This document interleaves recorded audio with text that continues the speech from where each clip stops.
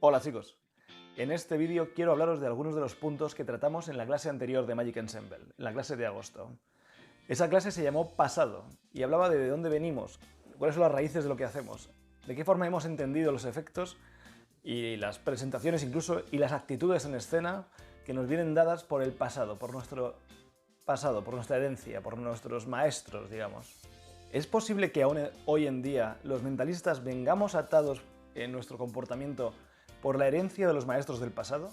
El uso de pocos elementos, el uso de poca escenografía, la forma en que nos movemos en el escenario.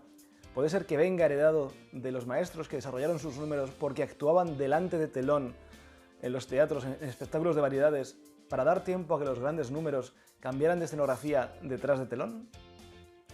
¿Puede ser que muchos de los dogmas teóricos y conceptuales del mentalismo no sea porque son los mejores para nuestro arte, sino porque venían dados por las necesidades de mercado de los mentalistas de cierta época que escribieron los primeros volúmenes?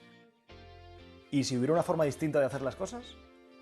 El material que hacemos define los espacios en los que podemos actuar, al igual que los espacios donde solemos actuar definen el material que podemos hacer. Muchos de los juegos que hacemos no valdrían a lo mejor para grandes teatros. O tal vez, si solamente actuamos en salas muy pequeñas, no nos dé la cabeza para desarrollar y pensar ideas de gran formato. A este apartado le dedicamos un buen rato en la clase pasada, pero sobre todo me centré en una de mis ideas más locas: sacar las ecuaciones matemáticas que definen los efectos por fases en mentalismo, analizando su curva de imposibilidad. Sobre todo me centré en la fórmula que define los efectos de, por ejemplo, en qué mano está la moneda, que son acumulaciones de 50%. Por eso en esta gráfica podéis ver que la fórmula que rige los efectos de fases de 50% es 1 partido de 2 elevado a la x. Un medio, o sea, 50% cada vez, elevado a x, siendo x el número de veces que repites el efecto. Son sucesos independientes, el uno del otro, pero se van acumulando porque la condición es acertar en todos ellos. Como veis, la primera vez que lo hacemos es un 50%, la segunda vez es un 25%, un 12,5%, etc. Si os fijáis en la gráfica, cada vez estamos más pegados a la asíntota horizontal, siendo el eje de las X la línea límite de donde está el imposible. Aunque sea un 0,000001%, sigue siendo posible, aunque muy improbable. Si bajamos de y es igual a 0, eso ya sería imposible. No se puede dar en la realidad una probabilidad menor que 0. Eso se llama en nuestro lenguaje magia. Mentalismo para mí, ya sabéis que es improbable, magia imposible. Es cuando la magia cruza la asíntota de la probabilidad. Pero en esta fórmula lo interesante es que veis que la pendiente empieza muy en picado, pero se va haciendo horizontal muy rápido. Eso significa que a partir de la cuarta, quinta vez que repites la demostración, la diferencia de imposibilidad es mínima. Yo eso lo equiparo al interés. Cada vez es menos interesante repetirlo porque la diferencia de la proposición anterior a la siguiente es ridícula, es ínfima. Se va haciendo cada vez más pequeña.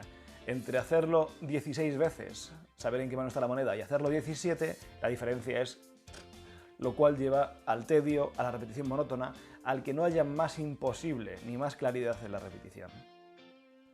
Como vemos aquí, a partir de la tercera, cuarta, quinta vez, la pendiente de la curva se va haciendo casi horizontal.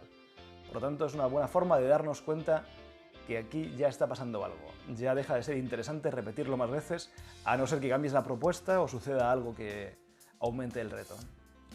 En esta otra gráfica podemos ver lo que sería un efecto tipo el 7 Keys to Ballplate, las llaves y el candado, o el pincho y cubierto por vasos.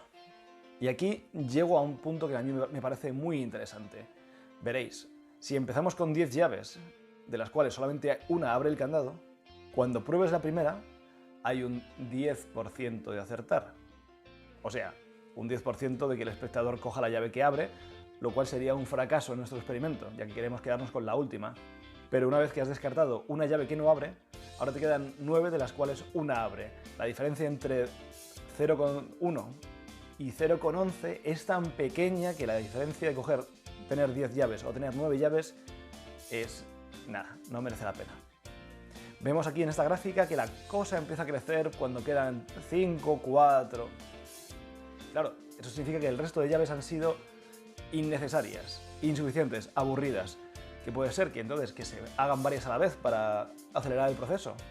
Eso podría ser en el vaso con pinchos, perdón, en el pincho con vasos, en el cual podemos aplastar varios vasos a la vez para acelerar el proceso. Pero en una llave y un candado solamente puedes probar uno cada vez. El punto importante que es que cuando solamente quedan 2 llaves por probar y una es la que abre, hemos llegado al 50%. O sea que después de todo el proceso, la última, que debe ser la más difícil, y lo es, no es más difícil que adivinar una sola vez en qué mano tienes una moneda. O sea, estás al nivel de azar. Tanto esfuerzo para que el máximo reto sea llegar al nivel de azar. Pero hay formas de solucionarlo. En esta clase vimos cómo se podía llegar a cosas como un 66% de posibilidades de fallar, lo cual hace que el reto, la última proposición, sea mucho más difícil que el puro azar. Básicamente, para que tengáis una idea de por dónde van los tiros, pensad en una ruleta rusa donde de las 6 recámaras, 5 tienen balas y una no. ¿Qué sucede ahí? Dadle un pensado. Pero todo esto es un análisis racional de la situación. Un análisis que me parece vital e importantísimo. Yo disfruto muchísimo de analizar racionalmente cómo se percibe la imposibilidad de un efecto desde aquí, desde la razón. Pero cada vez me interesa menos eso como pieza única. Por supuesto, lo quiero tener siempre ahí, me interesa ese análisis. Pero ¿qué pasa a nivel emocional? A nivel emocional parece que solamente es meterle elementos que sean relevantes para el espectador, como sea ganar dinero, poder hacerte daño o perder la alianza de matrimonio. Pero hay muchas más formas de atacarlo. Vimos 2 tablas algebraicas de cómo analizar el imposible a nivel emocional en efectos de mentalismo. Y ahí salieron cosas fascinantes. Si os interesa, debatamos acerca de ello porque hay mucho que rascar ahí. Deciros que la próxima clase de Magic Ensemble será el día 30 de septiembre, el miércoles que viene, donde hablaremos de futuro. Las nuevas rutinas que estoy creando que no tienen nada que ver con lo que se conoce hasta ahora. Para mí son una revolución en mi forma de pensar y en mi forma de crear. Estoy encantado con ellas y quiero compartir, aparte de las rutinas, ese proceso que me está llevando a crear cosas muy distintas a lo que yo mismo conocía.